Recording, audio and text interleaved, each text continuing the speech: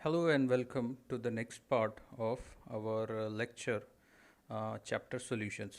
See अब तक हमने ये सारे टॉपिक्स कंप्लीट कर लिया और कॉलिगेटिव प्रॉपर्टीज़ हमारी चल रही है. सो कॉलिगेटिव प्रॉपर्टीज़ की लास्ट कॉलिगेटिव प्रॉपर्टी आज हम कंप्लीट करने वाले. So last colligative properties osmotic pressure of the solution. See colligative property start करने से पहले हमें कुछ बेसिक टर्म्स जानने ज़रूरी है related to osmosis. So first of all we'll discuss those basic terms. So सबसे पहला बेसिक टर्म आता है हमारा semi permeable membrane. See semi permeable membrane क्या होता है? According to the definition it allows passage of small solvent molecules through them but hinders bigger molecules solute. See semi permeable membrane अगर आपने कभी egg का शेल चेक किया होगा तो एग में तीन पार्ट्स होते हैं. एक होता है आउटर शेल जो कैल्शियम का बना हुआ होता है, देन इनर प्रोटीन पार्ट होता है जो लिक्विड होता है, और उनके बीच में ये छोटा सा ऐसा मेम्ब्रेन जैसा होता है, मेम्ब्रेनस लेयर होती है. So that layer is known as semi permeable membrane.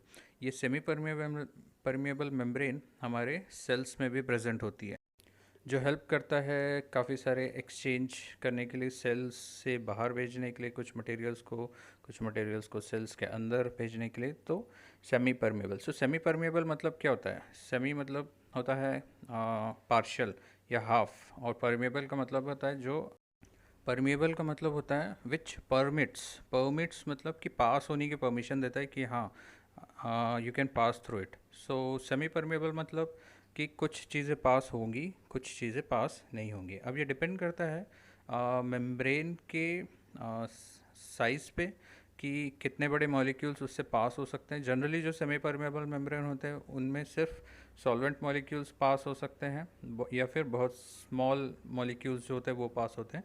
But जो बिगर मॉलिक्यूल्स होते हैं it does not allow it to pass through. So semi-permeable membrane, I guess it's clear. So next term हमारा है osmosis. So osmosis basically होता क्या है? So osmosis according to the definition, the movement of solvent molecule towards the solution across a semi-permeable membrane is called osmosis. See इस picture में हमें दिख रहा है कि इस साइड पे हमारा सॉल्वेंट है, दैट इज़ वाटर, और इस पोर्शन में हमने एक सॉल्यूशन लिया है, उसमें शुगर डिज़ोल्व किया. सो शुगर, और बीच में यहाँ पे हमने सेमी परमेबल मेम्ब्रेन लगा दिया. सो डेफिनेशन क्या बोल रहा है? सॉल्वेंट मॉलिक्यूल्स का मूवमेंट होता है, मतलब सॉल्वेंट किस साइड पे है? इस तरफ है. तो ये क्या होंगे? सेमी परमेबल मेम्ब्रेन से पास करके सॉल्यूशन की तरफ चले जाएंगे. So that will be known as osmosis. So osmosis के बहुत सारे डेफिनेशन हैं. The movement of solvent molecules from a region of higher concentration to lower concentration काफ़ी कंफ्यूजिंग है. सो हम उसको कोशिश करेंगे अवॉइड करने के लिए, जो सिंपल टर्म्स और हमें जो समझ में आ जाए हम उसको समझने की कोशिश करेंगे. So I hope osmosis is clear. So basically जो फ्लो होता है it continues until the equilibrium is attained. See यहाँ से सॉल्वेंट के मॉलिक्यूल्स मूव होके सॉल्यूशन तक तब तक जाएंगे जब तक कॉन्सेंट्रेशन सेम ना हो जाए दोनों साइड से. यहाँ पे कॉन्सेंट्रेशन हाई है क्योंकि यहाँ पे हमने सॉल्यूशन बनाया है, यहाँ पे कोई सोल्यूट डिसॉल्व नहीं किया है, तो यहाँ पे कॉन्सेंट्रेशन बहुत कम है क्योंकि दिस इज़ प्योर सॉल्वेंट. सो ये सॉल्वेंट यहाँ तब तक मूव करेगा जब तक यहाँ की कॉन्सेंट्रेशन और यहाँ की कॉन्सेंट्रेशन या कोई एक इक्विलिब्रियम पॉइंट अचीव नहीं हो जाता. ये सॉल्यूशन जब तक बहुत ज़्यादा डाइल्यूट नहीं हो जाता तब तक ये सॉल्वेंट का मूवमेंट होगा वो कंटिन्यू करेगा, and this is known as osmosis. अब आ जाते हैं ऑस्मोटिक प्रेशर पे. सो ऑस्मोटिक प्रेशर क्या होता है? डेफिनेशन हम बाद में पढ़ते हैं, पहले ये देखते हैं. सो यहाँ पे हमने लिया है सॉल्वेंट और ये दिख रहा है हमें सॉल्यूशन. सो ऑस्मोसिस प्रोसेस के हिसाब से क्या होगा? यहाँ से सॉल्वेंट इस सेमी परमेबल मेम्ब्रेन के थ्रू इस साइड पे जाने की कोशिश करेगा. सो this is the natural process. और अब इन दोनों पे एटमॉस्फेरिक प्रेशर के बराबर प्रेशर लग रहा है. सो अब अगर हमें इस सॉल्वेंट के मूवमेंट को, मतलब सॉल्वेंट इधर इस साइड पे ना जाए, इसको रोकने के लिए एक एक्सेस प्रेशर लगाना पड़ सकता है. सो यहाँ पे क्या करेंगे? हम एक पाई अमाउंट का एक्सेस प्रेशर अप्लाई करते हैं. तो क्या होगा? यहाँ पे जैसे ही हम प्रेशर अप्लाई करेंगे तो ये जो सॉल्वेंट यहाँ से इस तरफ मूव हो रहे थे वो मूव होना बंद कर जाएंगे, मतलब कि ऑस्मोसिस जो होगा वो हमारा रुक जाएगा. सो जो प्रेशर हमने लगाया वो कहलाएगा ऑस्मोटिक प्रेशर। सो डेफिनेशन क्या बोलता है? The pressure applied to stop the flow of solvent molecules towards the solution. See same चीज़ बोल रहा है। एंड और the pressure that must be applied to prevent the osmosis. Osmosis को रोकने के लिए जो प्रेशर लगाएं वो ऑस्मोटिक प्रेशर होता है। तो सिंपल डेफिनेशंस अगर हम पढ़ेंगे तो it becomes easier to remember. And here is one more point. Osmotic pressure होता है that it depends on the concentration of the solution. Concentration पे डिपेंड करता है। कॉन्सेंट्रेशन पे सारी कॉलिगेटिव प्रॉपर्टीज़ डिपेंड करती है, हमने अभी तक ये पढ़ा है। सो कॉन्सेंट्रेशन ज़्यादा होगी तो ऑस्मोटिक प्रेशर की वैल्यू ज़्यादा लगानी पड़ेगी हमें। कॉन्सेंट्रेशन अगर हमारे सॉल्यूशन की कम होगी तो कम ऑस्मोटिक प्रेशर लगाना पड़ेगा। सो यहाँ पे हमने बेसिक टर्म्स सीख लिया। ऑस्मोसिस क्या होता है, ऑस्मोटिक प्रेशर क्या होता है, सेमी परमिएबल मेम्ब्रेन क्या होता है, ये सारी चीज़ें हमने देख ली। ठीक, अब बारी आती है कि इसको मैथमेटिकली हम कैसे एक्सप्रेस करें। सो मैथमेटिकली एक्सप्रेस करने के लिए हमारे पास एक्सप्रेशन आता है ऑस्मोटिक प्रेशर के लिए। So that expression comes as pi is equal to C R T. See pi क्या है? Pi is the osmotic pressure is equal to C. C क्या होता है? C is the concentration of the solution. हमने अभी discuss किया था कि जो प्रेशर होता है ऑस्मोटिक प्रेशर, वो डिपेंड किस पे करता है? कॉन्सेंट्रेशन ऑफ द सोल्यूशन पे। कॉन्सेंट्रेशन ज़्यादा होगी तो ज़्यादा ऑस्मोटिक प्रेशर लगाना पड़ेगा, कॉन्सेंट्रेशन कम होगी तो कम ऑस्मोटिक प्रेशर लगाना पड़ेगा। सो आर होता है universal gas constant and T is the temperature in kelvin. So this is the expression. ये डायरेक्टली हम यूज़ कर सकते हैं फॉर सॉल्विंग द न्यूमेरिकल। हाँ, यहाँ पे एक बात और, जो C है, C जो हमारी कॉन्सेंट्रेशन है, it is in molarity. Molarity molar concentration है। पुरानी कॉलिगेटिव प्रॉपर्टीज़ में हम क्या कर रहे थे, जो relative lowering of vapour pressure था उसमें हम मोल फ्रैक्शंस ले रहे थे। एलिवेशन ऑफ बॉइलिंग पॉइंट और डिप्रेशन ऑफ बॉइलिंग पॉइंट में हम क्या कर रहे थे, मोलल कॉन्सेंट्रेशन या मोलैलिटी ले रहे थे।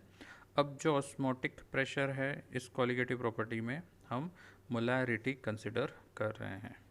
हाँ, मोलैरिटी क्यों कंसिडर कर रहे हैं इसको हम से एलिवेशन ऑफ बॉइलिंग पॉइंट और डिप्रेशन ऑफ फ्रीजिंग पॉइंट में हम क्या कर रहे थे, टेम्परेचर में चेंजेस ला रहे थे। और हमें पता है मोलैरिटी जो है that is temperature dependent concentration term, मतलब कि टेम्परेचर के साथ साथ वो चेंज होता है। जबकि मोलैलिटी टेम्परेचर के साथ साथ चेंज नहीं होता है, तो इसलिए हमने उन कॉलिगेटिव प्रॉपर्टीज़ में मोलैलिटी टर्म लिया था। जो ऑस्मोसिस होता है it is generally at room temperature. इसमें टेम्परेचर ज़्यादा वेरी नहीं करता, इसलिए हम इसमें मोलर कॉन्सेंट्रेशन ले रहे हैं। से pi is equal to C R T. C molar concentration है। मोलर कॉन्सेंट्रेशन को हम क्या लिख सकते हैं, number of moles upon volume. So यहाँ पे हमारा एक्सप्रेशन जो सी है उसको हम चेंज करके लिख सकते हैं N2 अपॉन वी। N2 क्या है? Number of moles of solute. V क्या है? हमारे सोल्यूशन की वॉल्यूम। सो हमारा एक्सप्रेशन आ जाएगा pi is equal to N2 upon V into R T. So I guess this is clear. So N2 को हम और क्या लिख सकते हैं? N2 को हम लिख सकते हैं W2 अपॉन M2। सी ये सारी चीज़ें हमने बेसिक्स ऑफ केमिस्ट्री में पढ़ चुके हैं, बट स्टिल कुछ स्टूडेंट्स को अगर नहीं पता है तो यहाँ पे बता देता हूँ। सी नंबर ऑफ मोल्स होता है given mass upon molar mass of the substance. See हमारा जो सोल्यूट है उसके अगर नंबर ऑफ मोल्स हमें कैलकुलेट करने हैं तो गिवन मास जो भी प्रोवाइडेड है डिवाइडेड बाय उसका molar mass. Molar mass hopefully सबको कैलकुलेट करना आता हो। सो इस एक्सप्रेशन को भी हम इसमें पुट कर सकते हैं हमारे ऑस्मोटिक प्रेशर मेजरमेंट के लिए। सो जनरली कॉलिगेटिव प्रॉपर्टीज़ मैंने लास्ट लेक्चर में भी आपको बताया था कि मोलर मास कैलकुलेट करने के लिए हम यूज़ करते हैं। तो चलिए इसको मोलर मास के टर्म्स में कन्वर्ट कर लेते हैं। See pi V is equal to W2 upon M2 into R T. See हमारा एक्सप्रेशन लास्ट इक्वेशन में क्या था, pi is equal to N2 upon V into R T. N2 को हमने क्या कर दिया, W2 अपॉन M2। V को हमने इस तरफ लेके गए तो हमारा ये नया एक्सप्रेशन आ गया। अब क्या करेंगे, हमें मोलर मास कैलकुलेशन करना है जो भी हमारा सोल्यूट है। सो क्या करेंगे, M2 is equal to W2 into R T upon pi V. So this is our expression which will be used for calculation of molar masses of solute. So अब concept अगर हमारा क्लियर हो गया तो हमेशा की तरह क्वेश्चन सॉल्व करते हैं। तो ये हमारा पहला question. So question is 200 ml of an aqueous solution contains 1.25 gram of a polymer.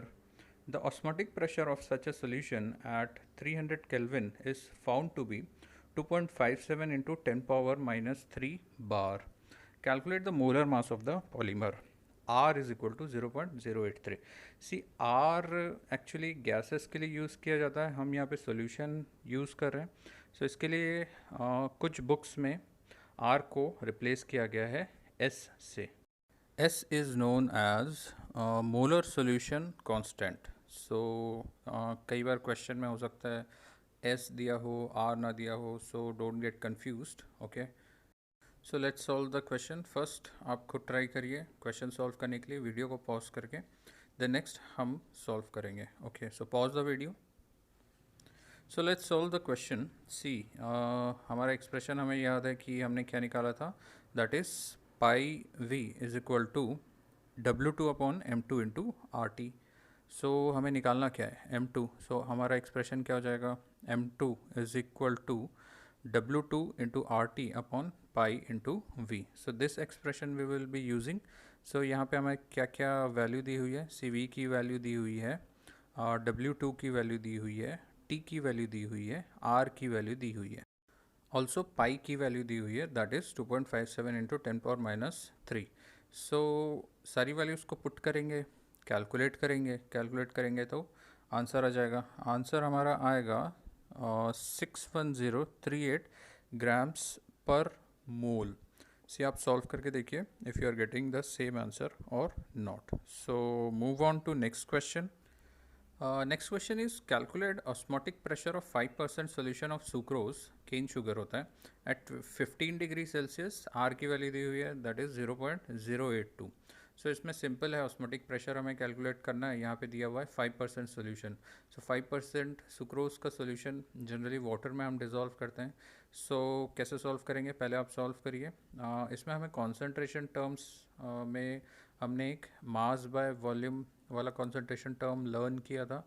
So first of all वो आप अप्लाई करेंगे, वहाँ से हम वॉल्यूम फाइंड आउट करेंगे, then mass of the solute find out करेंगे, देन हम उस वैल्यू को पुट करेंगे for calculation of pi osmotic pressure.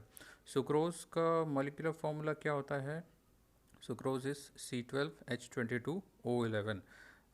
सो इसका मॉलिक्यूलर मास कैलकुलेट करेंगे। Molecular mass of sucrose it comes out to be around 342। So 342 के आसपास आता है। आप कैलकुलेट कीजिए। So try it and will be using this expression. See pi is equal to W2 upon M2 into RT upon V। So W2 हमें दिया हुआ है, यहाँ पे 5% हमने निकाल लिया 5 ग्राम्स, M2 हमने निकाल लिया सुक्रोज का molecular mass that is 342, volume 5% solution है, so volume will be 100 ml। So 100 ml को आप लीटर्स में कन्वर्ट कर लीजिए। सो 100 ml पुट करेंगे तो लीटर्स में कन्वर्ट करने के लिए हम 1000 से मल्टीप्लाई कर देंगे। R की वैल्यू यहाँ पे दी हुई है 0.082। टेम्परेचर हमें दिया हुआ है 15 डिग्री सेल्सियस। से डिग्री सेल्सियस का जो टेम्परेचर है उसे केल्विन में कन्वर्ट करना होता है, ये आप सभी को पता होगा। सो 15 डिग्री सेल्सियस को केल्विन में कन्वर्ट कीजिए। सो केल्विन में टेम्परेचर की वैल्यू हमारी आएगी 288 केल्विन। सो अब इसे हम सारी वैल्यूज़ पुट करेंगे, देन वी विल कैलकुलेट। सो हमारा जो प्रेशर आएगा, प्रेशर की वैल्यू आएगी 3.453 एटमॉस्फेयर के around. So it's done. So next topic is osmosis and osmotic pressure में advantages. So osmotic pressure measurement के क्या advantages है? See 4 qualitative properties हम already पढ़ चुके हैं अब। So osmosis में ऐसा क्या खास है कि हम osmosis को ज़्यादा यूज़ करते हैं? So it provides a method to determine molar masses of solute like proteins, polymers and macromolecules.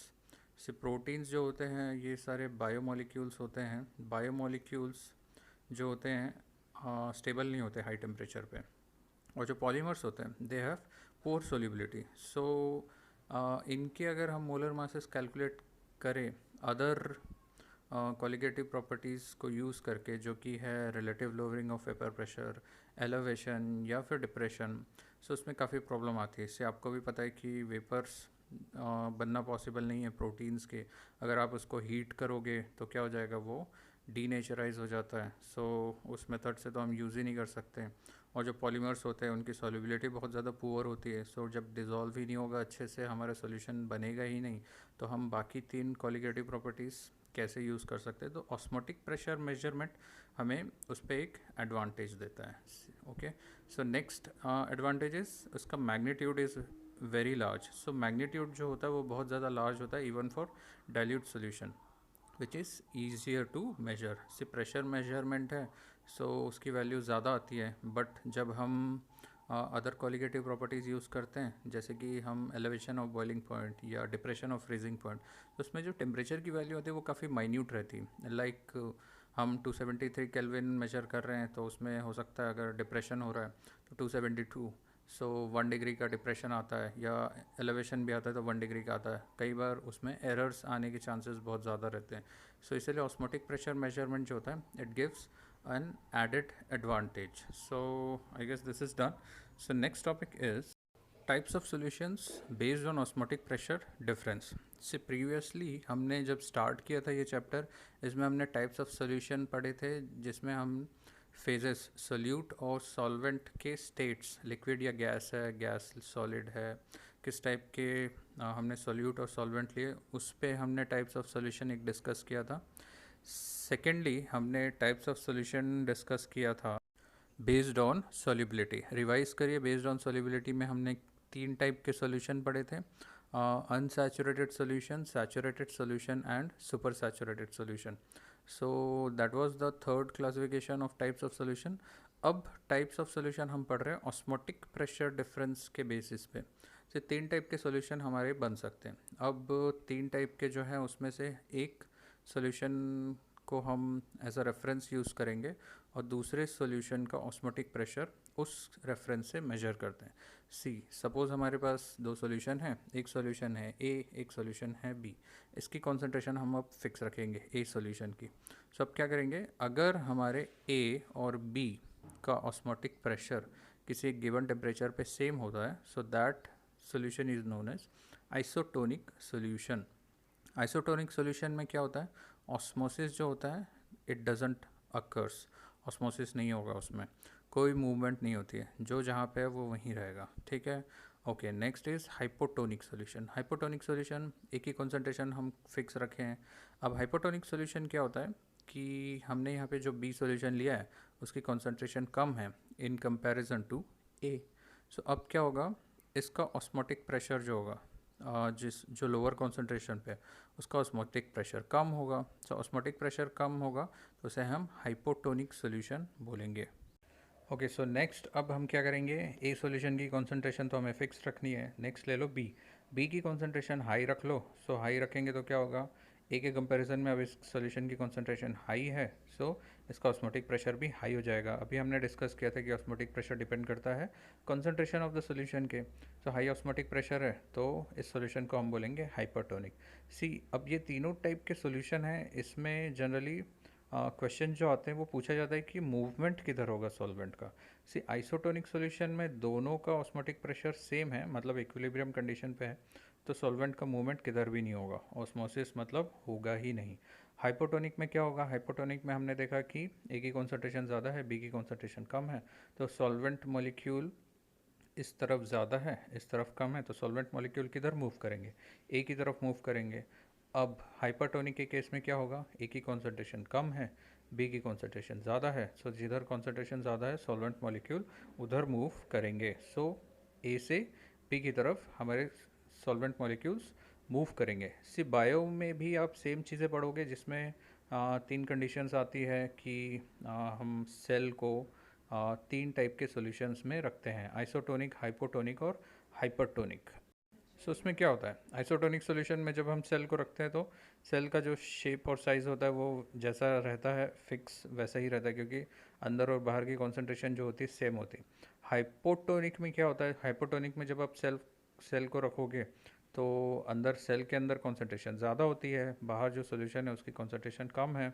तो क्या होता है कि जो बाहर से सॉल्वेंट मॉलिक्यूल्स होते हैं वो सेल के अंदर एंटर कर जाते हैं और सेल जो होता है हमारा स्वेल हो जाता है और बर्स्ट भी हो सकता है.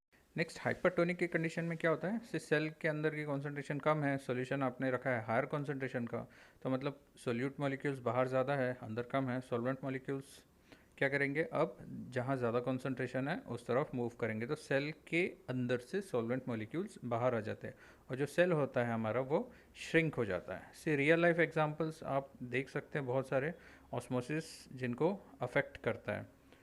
And so next topic is reverse osmosis. So what is reverse osmosis? See, यहाँ पे ये हमें डायग्राम दिख रहा है. अब रिवर्स ऑस्मोसिस क्या होता है? सो रिवर्स ऑस्मोसिस जैसे कि जनरल केस में क्या होता है कि सॉल्वेंट मॉलिक्यूल्स इस तरफ मूव करेंगे. हम अगर ऑस्मोटिक प्रेशर लगाएंगे पाई के बराबर तो क्या होगा, ऑस्मोसिस जो होगा वो रुक जाएगा, मतलब सॉल्वेंट मॉलिक्यूल अब इस तरफ नहीं आ पाएंगे. नेक्स्ट हम क्या कर सकते हैं, अब यहाँ पे जो पाई लगा रहे थे उससे ज़्यादा प्रेशर लगाएंगे. ज़्यादा प्रेशर लगाएंगे तो क्या होगा कि ऐसा होता है स्पंज में अगर पानी भर जाए तो हम अगर उसको स्क्वीज़ करेंगे तो क्या होता है, अंदर जो पानी भरा रहता है वो बाहर आ जाता है. तो वैसे ही कुछ फिनोमिना होगा कि हम यहाँ से ज़्यादा प्रेशर लगा रहे हैं, तो ज़्यादा प्रेशर लगाएंगे तो क्या होगा कि जो सॉल्वेंट मॉलिक्यूल्स हैं जो इस तरफ ये सॉल्यूशन में दिख रहे हैं हमें, तो ये क्या होते हैं, ये मूव आउट करते हैं दूसरे साइड पे. मतलब सॉल्वेंट जो सॉल्यूशन में घुला हुआ है वो किधर चला जाएगा, इस तरफ चला जाएगा. सो इस प्रोसेस को हम बोलते हैं रिवर्स ऑस्मोसिस. ऑस्मोसिस का उल्टा. पहले क्या हो रहा था, सॉल्वेंट मूव कर रहा था टूवर्ड्स द सॉल्यूशन. अब क्या होगा, सॉल्वेंट मूव करेगा from solution towards the solvent. So this is reverse osmosis. इसके बहुत सारे एप्लीकेशन हैं. सबसे बड़ा एप्लीकेशन है that is desalination of sea water. से नमक का जो पानी होता है समुद्र में वो बहुत खारा होता है, पीने लायक नहीं होता है. अगर उसे पीने लायक बनाना है तो हम क्या कर सकते हैं, रिवर्स ऑस्मोसिस कर सकते हैं. तो रिवर्स ऑस्मोसिस आपके घरों में भी होगा, आरओ जिसे बोलते हैं. सो आरओ क्या होता है, हमारे यहाँ जो बोरवेल या फिर नलों से पानी आता है उसमें बहुत सारे सोल्यूट पार्टिकल्स डिजॉल्व होते हैं. तो होता क्या है, रिवर्स ऑस्मोसिस जो हमारा फ़िल्टर लगा हुआ होता है घर में, एक्वागार्ड या जो भी आपके यहाँ होगा, सो उसमें क्या होता है कि ऑस्मोटिक प्रेशर से ज़्यादा प्रेशर लगाया जाता है जो पानी नलों से आता है. उसके बाद क्या होता है, उसमें से सॉल्वेंट मॉलिक्यूल्स है, water molecules excess squeeze out हो जाते हैं और आपको एक डीमिनरलाइज्ड वाटर मिलता है. मिनरल वाटर हम बोलते हैं but it is actually demineralised. उसमें जो भी सोल्यूट पार्टिकल्स होंगे, आयंस होंगे, ये सारी कोई भी चीज़ें नहीं होती, बहुत ज़्यादा पानी होता है. So that is R O at your home. So desalination of sea water, इसको भी हम कर सकते हैं. समंदर का जो पानी है उसमें से हमको अगर वाटर निकालना है तो हम क्या करेंगे, रिवर्स ऑस्मोसिस करेंगे. सो वहाँ ज़्यादा सोल्यूट है, सो सोल्यूट से हम सॉल्वेंट जो हमारा वाटर है उसको हम एक्सट्रैक्ट कर लेंगे. So that can be use. So हमने चारों कॉलिगेटिव प्रॉपर्टीज़ कंप्लीट कर ली हैं. सो एंड इन सब के ऊपर क्वेश्चंस भी सॉल्व किए. सो आप भी अपनी तरफ से एफ़र्ट लगाइए और बहुत सारे क्वेश्चंस सॉल्व करने की प्रैक्टिस कीजिए. कॉलिगेटिव प्रॉपर्टीज़ जो है बहुत इंपॉर्टेंट टॉपिक है. मैक्सिमम नंबर क्वेश्चंस जो एग्ज़ाम में आते हैं वो कॉलिगेटिव प्रॉपर्टीज़ से डायरेक्टली आ जाते हैं. सो जितनी ज़्यादा प्रैक्टिस करेंगे उतना ज़्यादा आपका परफॉर्मेंस रहेगा. So keep practicing and keep watching. Notes बनाइए, नोट्स बनाना बहुत इंपॉर्टेंट है. So this is the end of colligative properties. Next topic हम करेंगे abnormal molar mass, that is van't Hoff factor. So see you then in the next lecture.